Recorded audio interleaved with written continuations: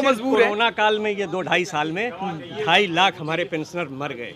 इस अच्छा, 2.5 लाख लोग स्ट्रगल करते, संघर्ष करते करते चले गए। अंकल जी, मोदी मीडिया है ना इस समय तो। मोदी मीडिया है तो आपकी समस्या नहीं दिखाती है? नहीं दिखाती तो हम लोग क्यों यहाँ आए? किसी की नहीं दिखाती किसी है। की नहीं दिखाती है। नमस्कार, आप सभी का जनता का राज में बहुत बहुत स्वागत है।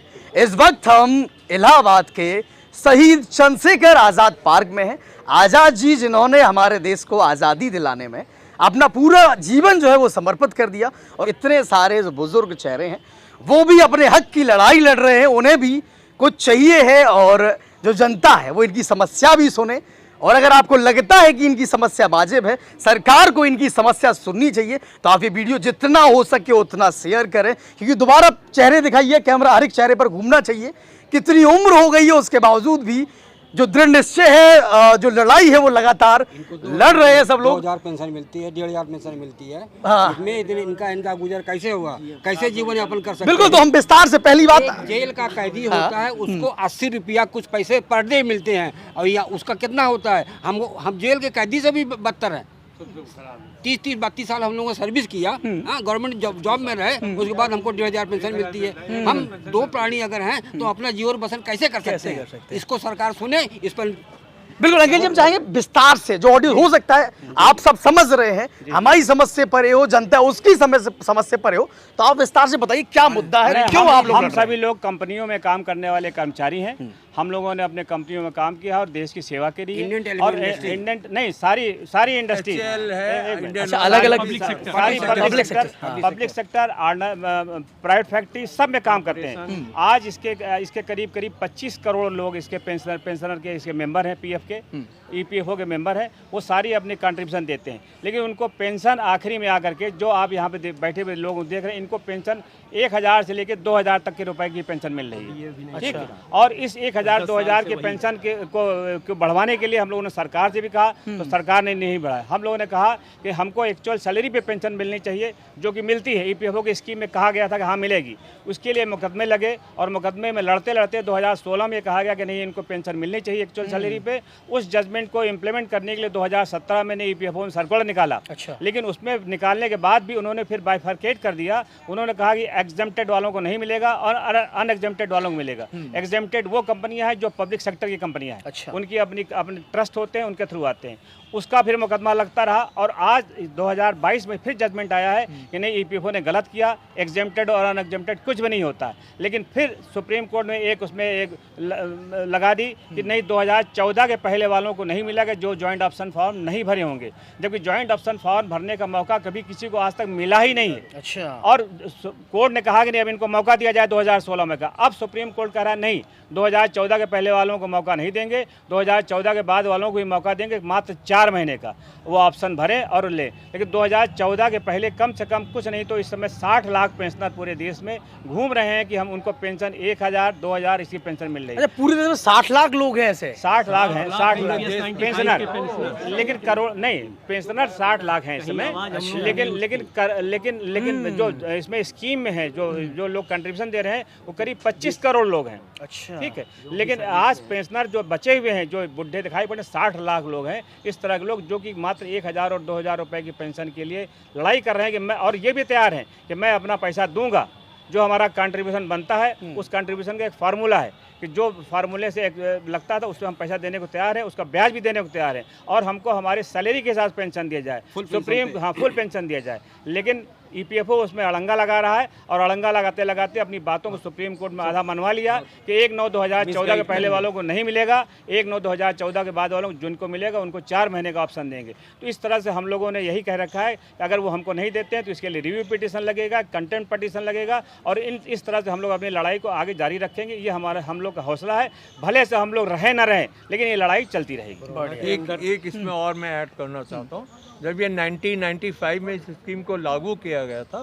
तो तत्कालीन सरकार या उसके बाद की भी सरकारों ने हम लोग को ये एक एश्योरेंस दिया था कि हम लोग हर 5 साल में इसको रिव्यू करेंगे। अच्छा। देखेंगे कि आपका इसका रिजल्ट क्या आता है। 95 की स्कीम और आज 22 हो गई, कितने साल हो गए भाई साहब?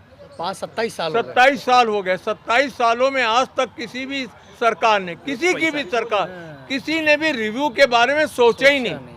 हम लोग इस बात से दुखी हैं और वर्तमान सरकार से तो बिल्कुल भी हम लोग का मन टूट चुका है। उन्हीं के उस पे तो ये ईपीएफओ ने जब आरसी गुप्ता के केस में 2016 में डिसीजन आया, वो कैबिनेट से पास भी हुआ और 2017 में पंडित जी क्या डेट थी वो 23 मार्च 2017 को सर्कुलर आया था कि ये ईपीएफओ का सर्कुलर आया था कि इसको इम्प्लीमेंट किया जाएगा 2016 के जजमेंट को। अच्छा। और इस जजमेंट के साथ हम लोग तैयार हो गए थे अपना एक्चुअल सैलरी पे पेंशन भरने के लिए, तब ईपीएफओ ने अड़ंगा लगाते हुए उनके एक अधिकारी हैं, एक एस कुमार उनका एक अधिकारी है, उसने अड़ंगा लगाया। एक असिस्टेंट कमिश्नर ने एक पंगा लगा दिया और जिसके लेके आज कई लाख लोग मर गए उस पेंशन के लिए तरसते तरसते, लेकिन वो पेंशन नहीं ले पाए। एग्जम्प्टेड नॉन एग्जम्प्टेड मैं बता दूं क्या है। पहले मतलब जब ये ईपीएस 95 लागू हुआ तो सारे लोग ईपीएफओ के पास इतना वो नहीं था कि ये फंड को वो रेगुलेट कर सके। तो इन्होंने जो पब्लिक सेक्टर के यानी सरकारी कंपनियां हैं उनको ये छूट दी कि आप ट्रस्ट बना लीजिए, आप फंड को रेगुलेट करिए। अच्छा। लेकिन कंट्रोलिंग उन्हीं की रहती थी। फंड यहाँ जमा होता था, ये अपना वो करते थे और वो प्राइवेट कंपनियों का फंड जो है कटता है वो ईपीएफओ के पास जाता था, तो उनका वो कर लेते थे, थोड़ा सा था। तो ये दी थी और बकिया कोई डिफरेंस नहीं है।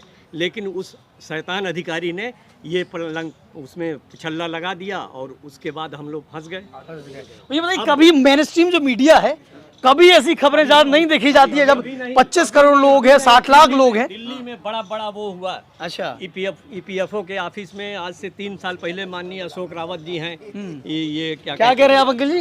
मोदी मीडिया है ना इस समय तो। गोदी मीडिया है तो आपकी समस्या नहीं दिखाती है? नहीं दिखाती तो हम लोग क्यों यहाँ आए? किसी की नहीं दिखाती किसी है। की नहीं दिखाती है। माननीय अशोक रावत हैं, कंट्रोल कर रखा है भाई, कंट्रोल कर रखा है अंकल जी। कंट्रोल रखा है कि जो उनके लिए बात करे वही को दिखाओ और बाकी जो पब्लिक के लिए फायदे की चीज उसको कटाव कर दो। कटाव कर दो। फैक्ट है ये। पता ही पहले किसान भी आंदोलन करते रहे दिल्ली में तो और अब आप ठीक लोगों है, की समस्या इतने किस तरह किसानों को वो किया। बहरहाल तो अशोक रावत जी ने 4 साल पहले करीब वहाँ पे ईपीएफओ जो भिखाजी कामा पे जो इनका हेड ऑफिस है वहाँ पे पूरा प्रदर्शन किया था। 50 लोग आत्मदाह करने वाले थे। अच्छा। मिनिस्टर्स आए कि नहीं भाई ऐसा है, सुना जाएगा, आश्वासन दे के उस काम को खत्म कर दिया। उस टाइम एनडीटीवी ने सिर्फ उस चीज को कवर किया था। अच्छा। मैं वहाँ मौजूद था। हाँ, तो चलिए, जो हमारी मीडिया है, मीडिया के साथी है, इलाहाबाद के जो मीडिया के साथी है, हाँ प्रयागराज, इलाहाबाद ना गए अंकल जी, चलिए तो अब इलाहाबाद बदल के प्रयागराज हो चुका है। तो प्रयागराज के जो मीडिया के साथी हैं उनसे भी अपील है, जो मेन स्ट्रीम मीडिया है उनसे भी अपील है कि जो हमारे बुजुर्ग हैं, हमारे बड़े हैं, उनकी इस समस्या को आप लोग सुने और जगह दें ताकि इनकी समस्या है उसका निवारण हो। ये चेहरे यूं ही मुस्कुराते रहें और इनकी जो उम्र है अपनी उम्र से भी ज्यादा जीते रहें और हम सबको आशीर्वाद देते रहें। और कुछ कह रहे हैं अंकल जी? क्या अपील है आप सबकी? क्या अपील है? सब लोग क्या अपील करते हैं इस मुद्दे को लेकर? हमारी बात पहुंचे। दाल रोटी भर को जो 35 साल की नौकरी करके जो हम लोग ये किए हैं और 1000 रुपये 1200 रुपये पेंशन पा रहे हैं, तो वो हमारी पेंशन बढ़ाई जाए, पेंशन बढ़ाई जाए। हमारी पेंशन बढ़ाई जाए। हाँ। हमको 1200 रुपया या 2000 रुपया जो दिए हैं 10 साल 15 साल पहले, वो देने के लिए दिए दाल रोटी चावल। जितनी दाल रोटी चावल उस टाइम उतने में हम खरीद लेते थे, उतनी दाल रोटी चावल का दाम आज भी दे दें, उससे कम तो नहीं करोगे ना। क्या बात है, बहुत बड़ी बात कही है अंकल जी, कही है जो वो दाल रोटी चावल या जो भी हम उसमें खरीद सकते थे आज से 10 साल पहले, 12 साल पहले, 15 साल पहले, हमको वही दे दो।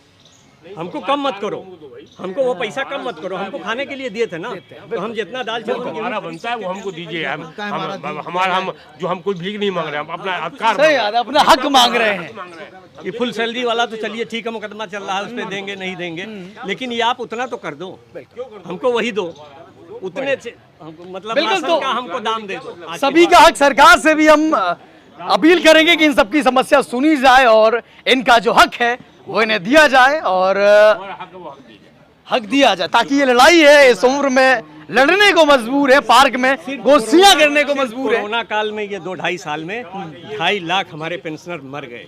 अच्छा, 2.5 लाख लोग स्ट्रगल करते, संघर्ष करते करते चले गए। अच्छा, अभी 2-3 सालों में इसी आस लगाए, लेकिन नहीं कोई सुनने वाला है। हमारा हक दिया जाए। बिल्कुल, तो ये बड़ा मुद्दा है, इसको सुलझना चाहिए और इस समस्या का समाधान होना चाहिए। आप सब जनता का राज देख रहे थे, मैं राघवेंद्र राजपूत, धन्यवाद।